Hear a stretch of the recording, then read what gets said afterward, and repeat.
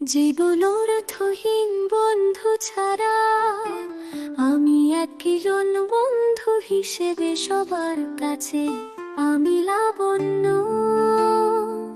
ময়না খুব পজিটিভ, তানহা খুব সুন্দরী, দিনা গণিতে পারদর্শী, সাদিয়া শান্ত শিষ্ট, রাবে আমার জানা বেষ্ট জুটি, ইতু শয়তানের কালো ফ্রেন্ড, দুপুসরা খুব ফানি, প্রমি সাথী খুনসুটির রাজ্যে রাজা রানী, ঋতুকে খুব ভালো লাগে, ঐশী হলো ফেজের বোন, সঞ্জিদা হলো কেরিন,